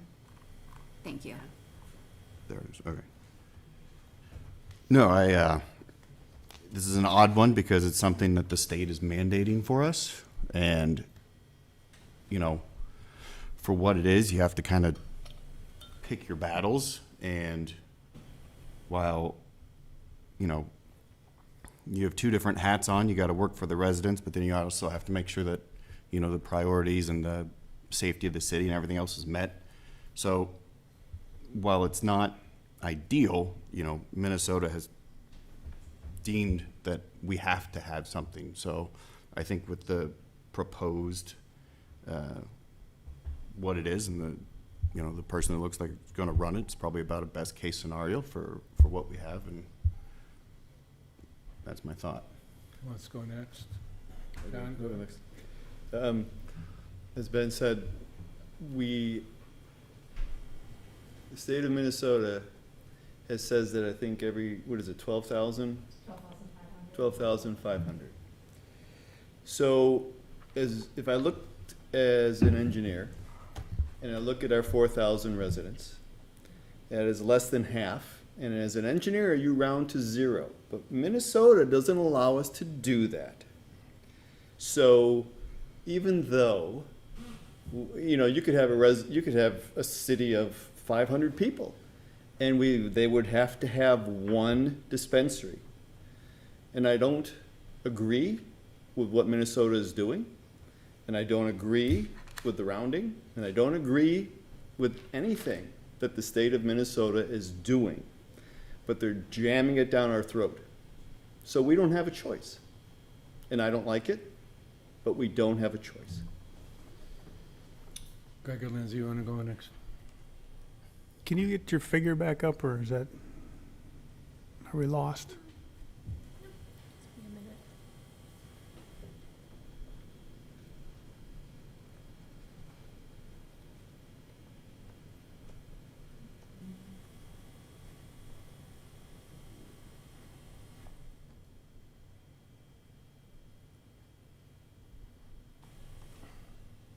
Which one? Which one would you like to see? The next one like that, there's no, the final, the other one that's got the access to the east. There we go. Okay. So if this is approved, the traffic to the new retail place will drive right in front of the Cartiva door, basically through their showroom, a car dealership, essentially their parking lot's their showroom. So the traffic, two-way traffic is going to go right outside the door of Cartiva, back and forth, over to the dispensary. I don't see how that's not a health or safety issue, because now we're creating more pedestrian vehicle conflicts right through this parking lot. That's where the people are going to go, out to Lake Elmo for the next year and a half. We don't know if the county's building that access to the east, or if the applicant is. We're assuming the county is, because it was shown on their map, but we're assuming those connections will be made maybe at the end of next year. The current gravel lot is partially grass, so a friendly amendment to this would be, I think the parking lot should be paved and striped now, rather than waiting 2 years. But I struggle with what you guys said, being told this is what you have to do, A. B, there's one 3 miles away on Greeley, so I don't think we're denying anybody if this wasn't to go through. And C, we're creating a traffic issue here in front of an existing business that's, I see they got dimensions on there. I don't know if that 26 alley width, is that our requirement, or that's what they put on there?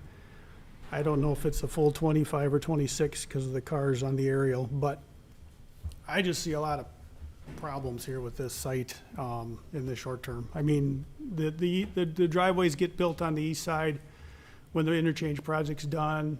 It takes away a lot of the conflict issues we heard earlier about this intersection, because it's kind of a free-for-all right now out on Lake Elmo Avenue, but thankfully you can't get on 36, so that's going to mitigate some of that in the short term. And long term, this would be a good access for both businesses going farther to the east on the frontage road and coming out, because I don't think they'll have any access on Lake Elmo Avenue if we're looking at this correctly.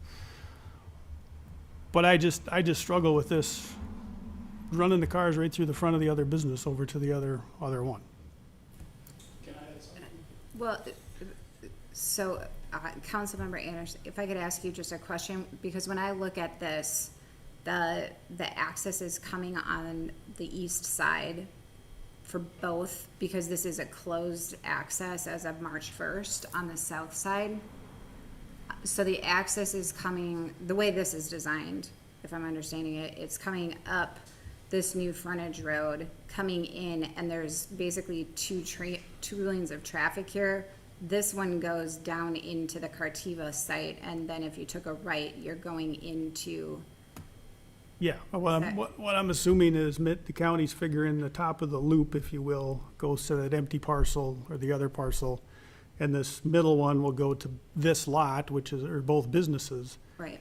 That's not my concern when this road is built. My concern is until that road is built, all the traffic's coming off Lake Elmo Avenue, and there's gonna be more traffic at this business, I would anticipate, than Cartiva, and it's all gonna go right in front of Cartiva's front door.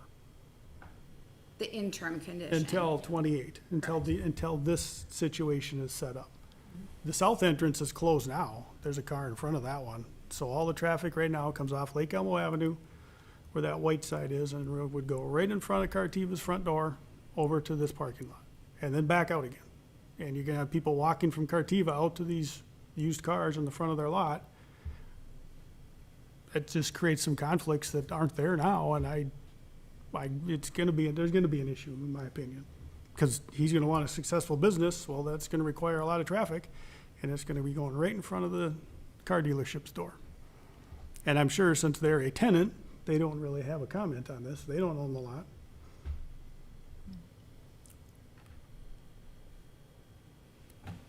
But as John and Ben said very well, we're kind of in the corner. Yeah. I'm done.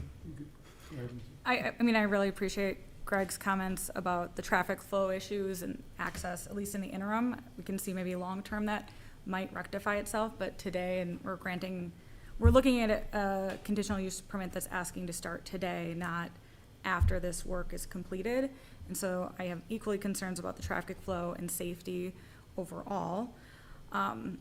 As everyone else has said, just a feeling of hands being tied, that it does feel like the state is taking a little bit of an unconstitutional reach with respect to just this type of business in general.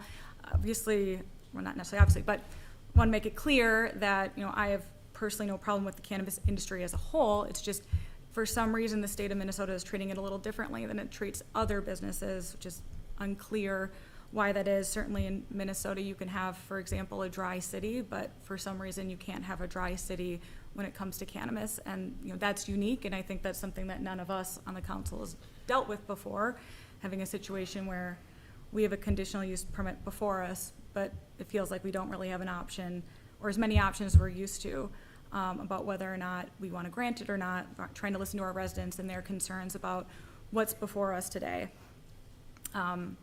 You know, and so at a certain point you want to kind of draw a line on the sand and, you know, figure out where we're standing. But, you know, I do have concerns currently about safety issues with respect to what's before us today with respect to the traffic. And just also the fact that this is a business within another business, and, you know, it's unclear whether or not they will be having people go through the showroom, not the showroom, the actual building itself, and making sure we don't have underage people walking in.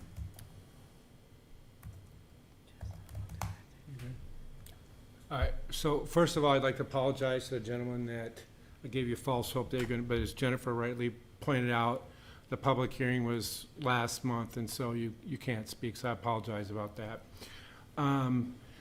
I kind of echo everything that was said here. I mean, I 100% understand the concerns that were shared previously by our residents. You know, it's not a question of whether we want to allow it or not, or whether we need it or not, or if it's a part of our vision or will make Grant any better or worse. And it's, unfortunately, as said many times here, we are put in a situation where the state of Minnesota has superseded our local authority on this matter, and staff has tried very hard, but have not been able to find any defendable positions to deny this variance. So that's where we're at. So, sorry. I just made one request that you. I would defer to my attorney. I don't think that's proper protocol, but. So the public hearing was last month. Yeah. And we don't have a public hearing today. I understand that people showed up maybe hoping to speak tonight, but I think at this point, it would be in everybody's best interest if the council is able to make a motion, and then we can go from there. Yeah. Thank you for your understanding. Okay, I completely understand, and Okay. no reason to, All right. disrupt. Any other discussion? I'm sorry, I know you have your hand. No, the No. council's deliberating right now, so we can't take questions from the audience, sorry. Any other discussion? Are we ready for, well, actually, I have one more quick comment. So the health and safety concerns mentioned by Greg and Lacey, is there any opportunity for us to look closer at that? I mean, I think we got another 30 days, but does it not really change the matter substantially? No. Okay. Yeah, so I just want to talk about that. Yeah. There is no evidence to support that there is a legitimate traffic problem here. I understand people can say things. That's not the same thing as there being evidence on the record Okay. that would support anything that looks like an ongoing traffic issue here, nor once this business is in the final condition, it won't be that. So from a legal basis, that isn't one.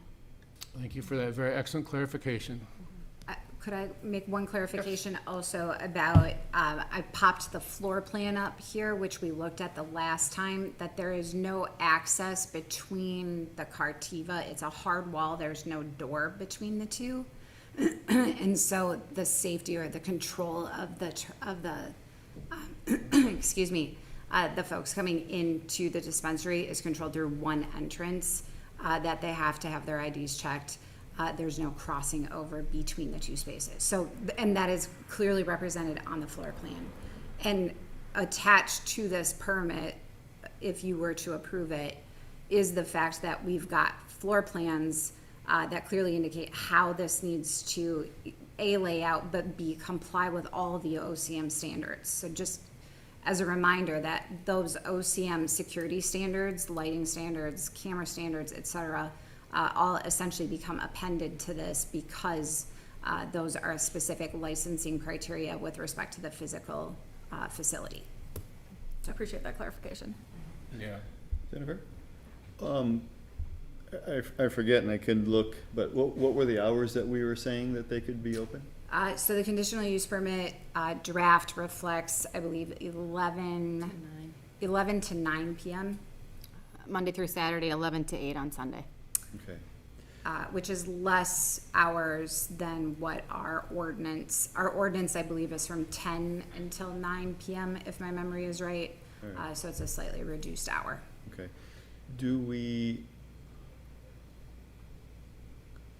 Are we required to have lit signs? The ordinance establishes the permitted and unpermitted signs. So the illuminated signs are identified with specific condition or criteria, if you will, within the ordinance. So our ordinance permits them. From my understanding, we can say that we don't allow it during non-business hours. So, and I think that's where the council was all kind of in agreement. Can you guys confirm that that's what you're thinking? Yeah, it says that. Currently, Yeah. number 9 indicates yeah, that it wouldn't okay. be illuminated Yep. during non-working hours, for clarity. Working hours, it would be illuminated. Okay. And so only one sign is illuminated, right? Correct. And that is facing east? Correct. And there's nothing that sign would interfere with? Not. People traveling west, for example, on 36. So our ordinance requires illuminated signs cannot be flashing or have messaging that's moving or those types of distractions. Right. In this case, that is not, it does not do that. It's a standard illuminated sign. Right, but it is opaque, so it's not direct lighting, right? Correct. It's illuminated, so it's, I guess, I don't know, when you say opaque, I Okay, don't know so, what so you're. I thought in the signing that you couldn't have like direct light coming through it. It had to be a transparent almost look or a softened look to the Oh, like lighting. a diffused. Diffused. Correct. It's not, they're not just like bulbs Straight or light, lights. right, or, correct, to reduce glare, et cetera. Yes, it's a standard, retail wall sign, illuminated wall sign. Number 7 has it, they have to comply with our lighting standards. Yep. All right, if we're ready for a motion, just remember to, so it'll be a roll call. I'll make the motion. I motion to approve. We got a motion. We have a second. No one wants to say, I'll second. We got a motion second. Is there any other discussion before we have a roll call? Friendly amendment, we should have the lot paved and striped now.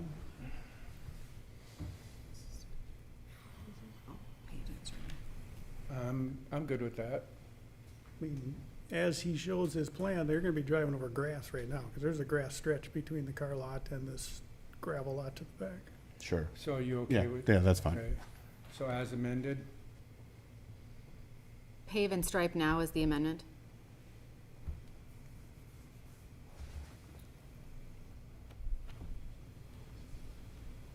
Okay, if there's no other discussion, Lacey will do the roll call. Okay, I'll start at the other end. Cornett, Aye. Rog, Aye. Cremona, No. Anderson, No. Kiefer, Aye. motion passes.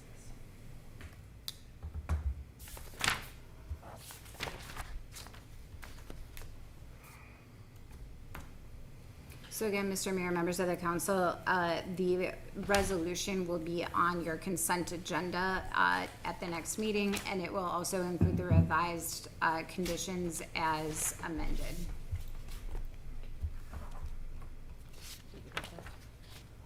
Did you get that? Yeah, so next month it'll be certified. It's approved now, so Yes. technically, officially, you have the approval. It's just that it will be, the written findings that, technically, we have to give you written findings. You'll get those next month. So I understand if it has to be paid prior to the completion of the construction? No, yep, now. No. It has to be paved Yeah, before you as can part of open. construction, correct. Yes, Before you before you can open. open. All right, next on the agenda, dust control. Approval to complete third application 2026. Lacey, can you briefly explain where we're at with our dust control budget and the decision board before the council tonight? Yes, council, I met with Ken Johnson and Brian Klein earlier today. And it's been sort of an ongoing discussion. Roughly $40,000 is needed to complete the third application of the chloride. And roughly $32,000 remains in the budget for this year. During our discussion today, we were able to move some money around and take that out of the shouldering budget, which they said we don't actually need that this year, and then some of the heavy brushing. So basically, at this point, the money has been found as long as you are okay with moving the money from one budget line item to the next. Originally, I was coming to approve going over budget, but we found the money, so. Happy surprise. Happy surprise, I think. So unless for some reason you would like them to not do the third application, they will move forward. I don't think the residents will be very happy with us if we were to do another dust control. Yep. I mean, there's very few things that are 100%, but dust control is close to it, you know. I agree. Again, I originally was coming here to ask for approval. I don't think it's really necessary at this point, as long as you're all in agreement. Yes, please. Okay.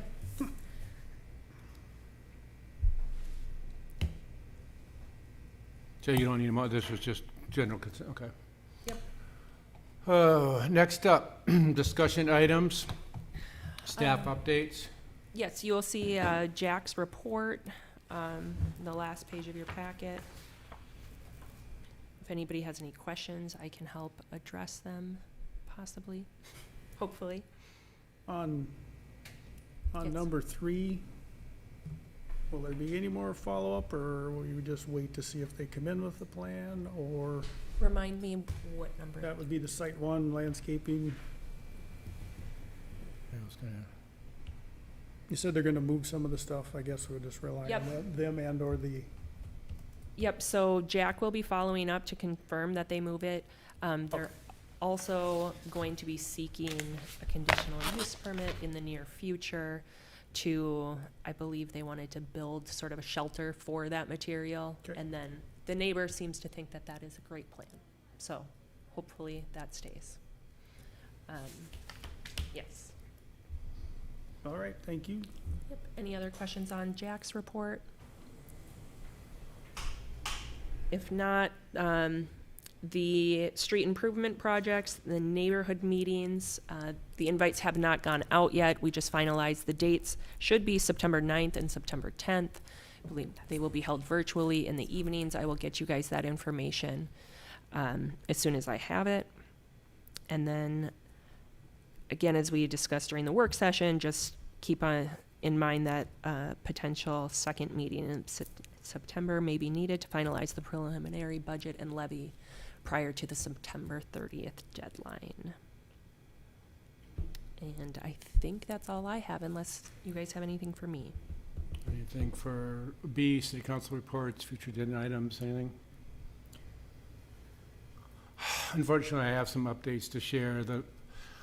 I'll try to make them brief, but they're kind of relevant to things we're talking about here. So I've been attending all the meetings of the Minnesota Mayors Association, Regional Council of Mayors, as well as 2 of the 4 LMC policy committees governing interests of grant, namely the Improving Local Economies Policy Committee and the Improving Service Delivery Policy Committee. So these policy committees are designed to give local elected officials and city staff the opportunity to provide input on what they would like the LMC to advocate on their behalf with the Minnesota State Legislature.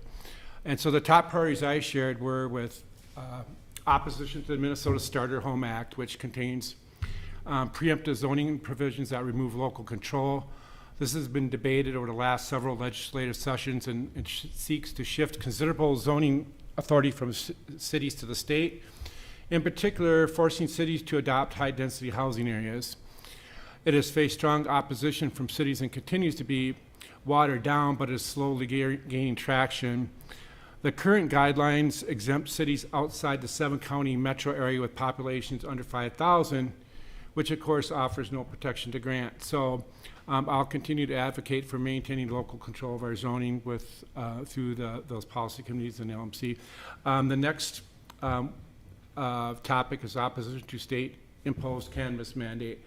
All these topics that I'm going to list were basically the top for all the other cities, but this was the second or third. No one really likes the state imposed cannabis mandate, so there it's going to be a hard bell to unring, but they're going to try to advocate for loosening the mandate, kind of like John pointed out, was according to his example, which is true, a city of 500 would be forced to have, one. So we'll see what comes out of that. The next topic, the third topic, was legislation on broadband franchising that expressly permits broadband franchises. Currently, there's enough gray area existing in the law to discourage cities from adopting broadband franchising, so people are looking for a clear path if they want to pursue that as an option. And then the last one, again, we talked about is concerns about data centers. I think we're already addressing that, but many cities are amending their codes to expressly prohibit data centers, much as we did with commercial solar 8 years ago, and we're looking to do now with data centers. And so yeah, those 4 topics that are shared were also the top topics by the other cities on the policy committee. So we expect the LMC to lobby on these issues, and we'll see where they end up. And that being said, does the council have any questions on this or other topics that they would like to see represented in the policy committees with the LMC? No, I appreciate that density and local zoning control. That really gets in my craw. Yeah, and it was, it's kind of crazy. There's not one person in the room that's thought it was, well, maybe there's a St. Paul guy in there, but that thought it was a good idea, and yet, it's really going down that road, so we'll see. Rejected last time, the last session, so that's good. Yeah. It got killed. Yeah. So that's good, but. Yeah, you're gonna have the vast majority of, even outside the 7-county metro area, of people opposed, but there's a lot of political power that resides in, Ramsey and Oka County, that core metro area, so that's all I got. Okay, one quick. Yep. You guys have heard it many times, and now I'm really happy to hear that, Jeff and Wayne are also on board about talking about a planning commission and revitalizing that.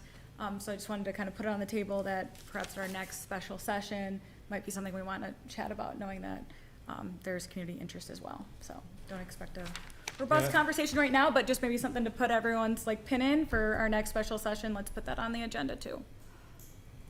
Yeah. We talked about revisiting that ever so often. It seems like we're getting, now, we don't have to answer this question, but one of the comments I heard was it'd be take work off Jennifer's plate. I don't know if that's necessarily true, because you'd be doing double the work actually, but that's not necessarily okay. So now we have to go into closed session. And so I'm going to make an announcement here. So we're not going to adjourn. We're going to go into closed session.